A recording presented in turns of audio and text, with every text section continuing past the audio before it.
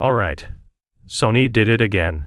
They took a game that's only 7 years old and dropped a remaster. And they dropped it just when everyone was expecting something new. The reaction was instant. Another cash grab. Thanks, Sony. Really needed that.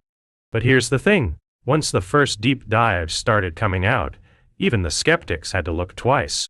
Because this wasn't what people expected. Today, we're breaking it all down. Who made it? What actually changed? What it cost players? And how the community reacted. First thing you need to understand, this remaster wasn't made by Guerrilla Games alone. The heavy lifting was done by Nixxes Software. If the name doesn't ring a bell, you definitely know their work. Nixxes handled the PC versions of Spider-Man, Ratchet and Clank, and Ghost of Tsushima. They also ported Forbidden West to PC. These are people with real, hands-on experience, bringing PlayStation games up to modern standards. Guerrilla's art director, Jan Bart van Beek, put it simply. 7 years in game development is a long time when it comes to graphics technology. They wanted new players discovering the franchise to experience a version that matches the technical level of PlayStation 5 or a modern PCI, especially the third game on the horizon. Makes sense, right? You can't sell new fans on a game that looks like a museum exhibit sitting next to Forbidden West. Let's be honest and specific. Here's what genuinely changed. Graphics and performance. The remaster offers 3 modes, 30, 40, and 60 frames per second, each using dynamic resolution scaling. Quality mode targets native 4K.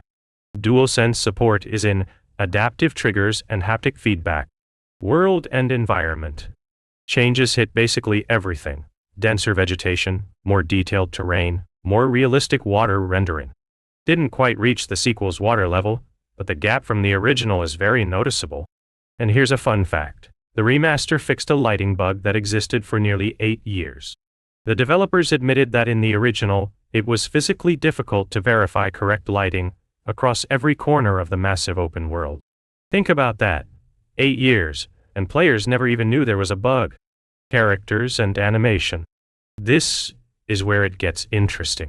Character animations were rebuilt from scratch using 10 hours of new motion capture recordings. Dialogue scenes now feel alive instead of stiff and robotic like in the original. Character models got new shaders, improved skin rendering, better hair and clothing detail. The developers even mentioned you can now see realistic peach fuzz on Aloy's skin.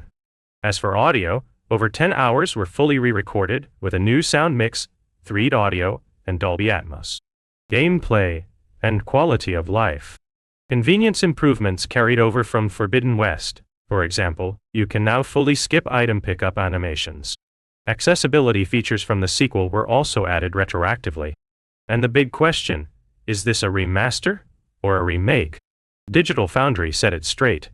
The difference between Nixxes' work and the original game is significant enough to compare it to remakes like Demon's Souls and Shadow of the Colossus, rather than a traditional remaster.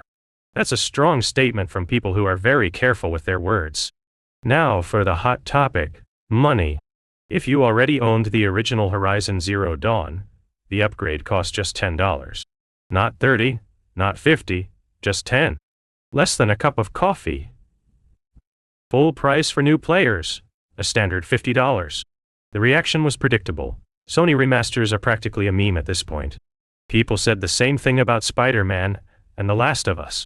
Now it's Horizon's turn. But here's the irony. A $10 upgrade for that volume of changes is one of the most honest deals Sony has offered in years. In a market where 3 DLC missions cost $20, that's practically revolutionary. This is where things get complicated. The reaction was sharply divided, and not always for the reasons you'd expect.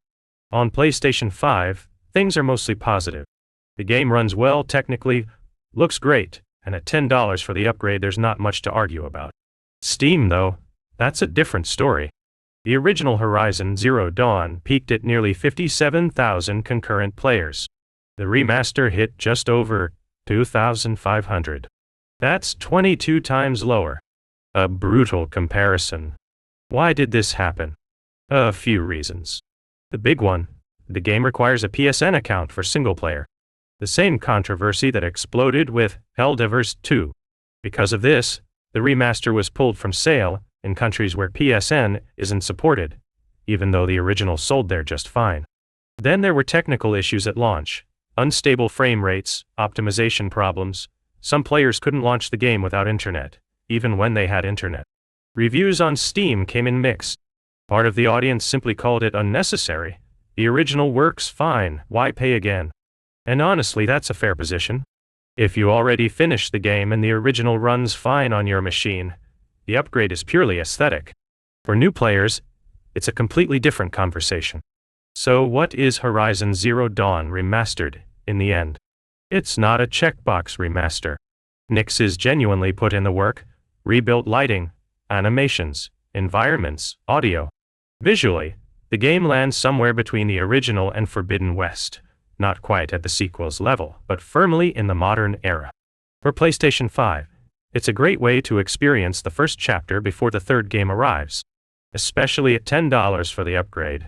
There's really no argument against it. For PC, more complicated. The PSN requirement, launch optimization issues, and the general sense of, but why though, pushed away an audience that was perfectly happy with the original. And the question that lingers, did we actually need this remaster? Probably not. The original isn't broken. But since it exists, it was done honestly. And at that price, it's hard to complain. If you played the original, is the upgrade worth it? Let me know in the comments. And if you've never touched Horizon at all, this might actually be the perfect moment to start. Like the video if it was helpful, hit subscribe, and I'll see you next time.